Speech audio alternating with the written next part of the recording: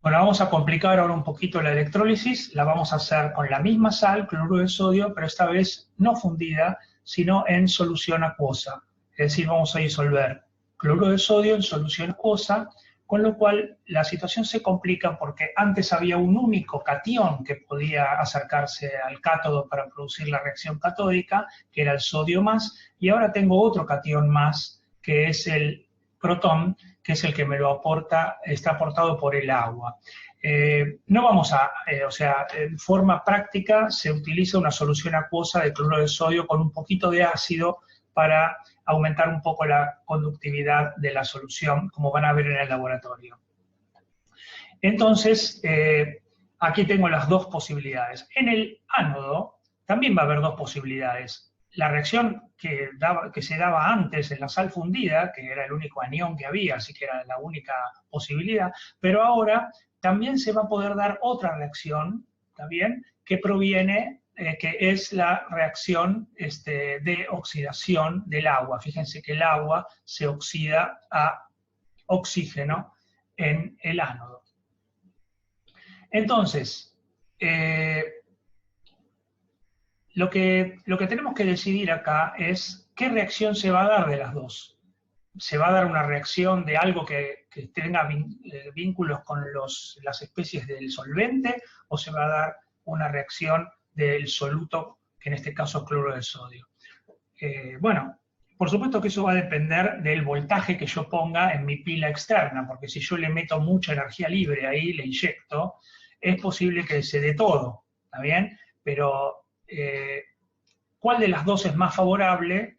De las reacciones o de mis reacciones que compitan, va a ser la que tiene más posibilidad de ocurrir.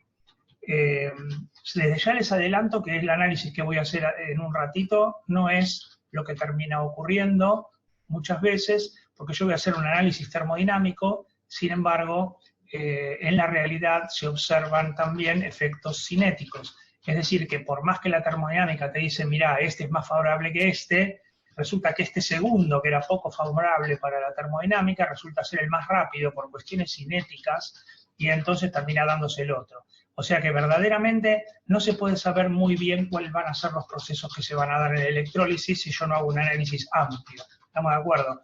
Pero en este momento no vamos a considerar los efectos cinéticos en esta materia porque se va un poco de nivel, y solamente voy a explicar cuál sería la opción, cuál sería de estos dos procesos, por ejemplo, catódicos, cuál sería el esperable desde el punto de vista termodinámico. Para eso analizamos los eseritos de reducción de las dos reacciones. Fíjense, reducir sodio a sodio metálico es el peor de los mundos, porque tiene un E0 de reducción negativo y encima es recontra 1000 negativo. Está abajo de todo de la tabla de potenciales que vieron con Daniel.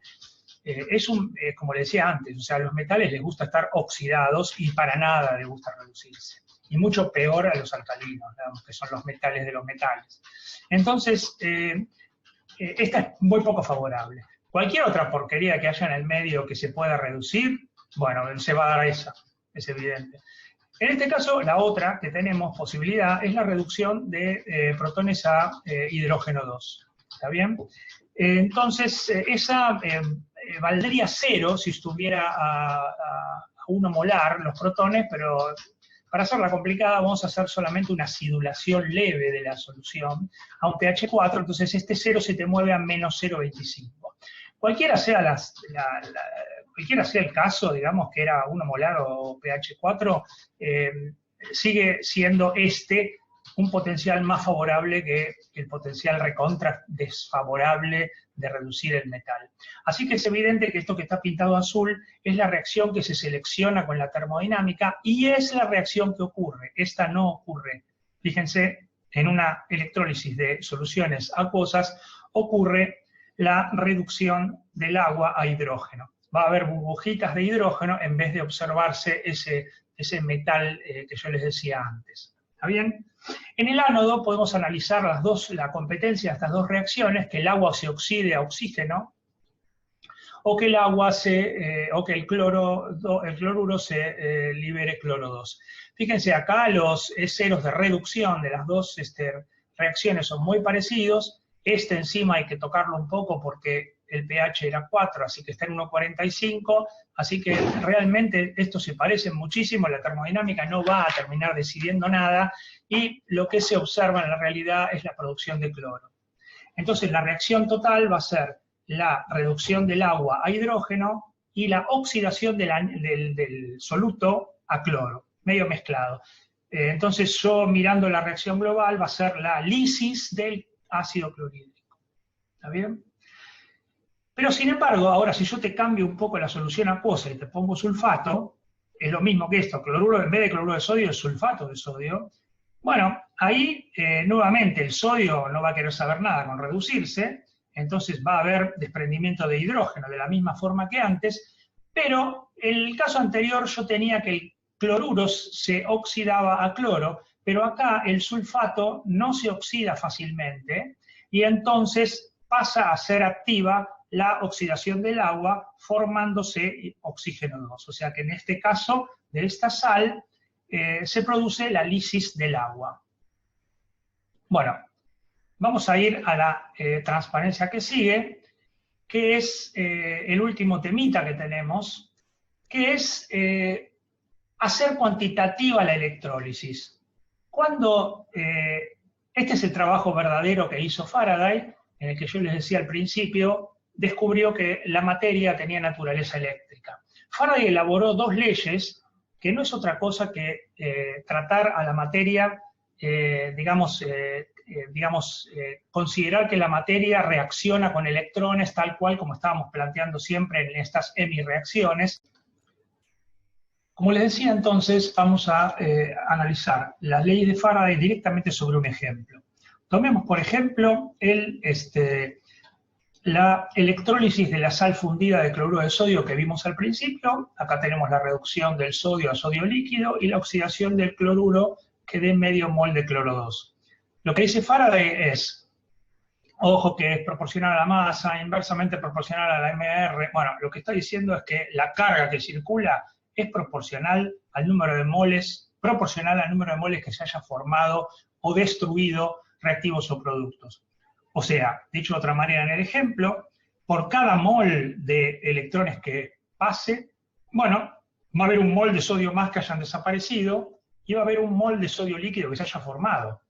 Es tal cual como dice la reacción igualada de la que estamos hablando. Lo mismo acá, por cada mol de electrones que se hayan pasado, habrá un mol de cloruro que se haya destruido y medio mol de cloruro gaseoso que se haya formado para esta reacción global. Entonces, vamos directamente a considerar el experimento en el laboratorio. Yo uso una fuente de corriente constante, supónganse de 1 ampere, me la compro y la pongo en que entregue 1 ampere constantemente. Y la dejo prendida por 100 segundos. Entonces, para ir a las leyes de Faraday, lo que necesito saber es cuánta carga pasó, porque la cantidad de carga que haya circulado es la que la puedo relacionar a través de la estequiometría con los moles de reactivos y productos.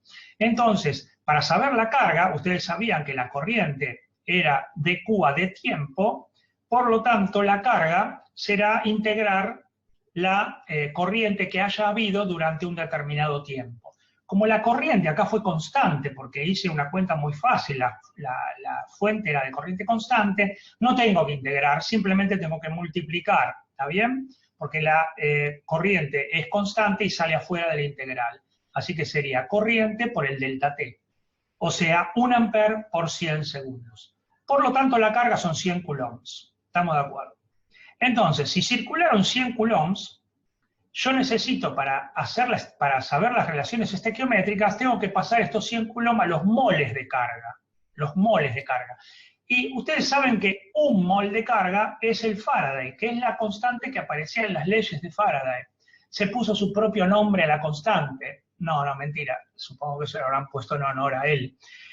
La cosa es que entonces para pasar a moles, estos 100 coulombs, a moles de electrones, lo tengo que dividir por el Faraday. Entonces 100 dividido en 96.500, ¿está bien? Se tachan los coulombs y te queda 10 a la menos 3 moles de electrones. O sea, decir que pasaron 100 coulombs de carga es lo mismo que decir que pasaron 10 a la menos 3 moles de electrones. Bueno, listo. Ahora lo único que tengo que hacer es mirar la estequiometría. Si pasaron 10 a la menos 3 moles de electrones, eso equivale a, fíjense, como la relación entre los electrones y el sodio más es 1 a 1, y la relación entre el electrón y el sodio líquido es 1 a 1, yo voy a poder decir, y se formaron también 10 a la menos 3 moles de sodio líquido. En cambio, cuando tenga que hablar sobre el otro producto, que es el cloro 2, fíjense que por cada mol de electrones, la mitad de moles de cloro 2 se forman.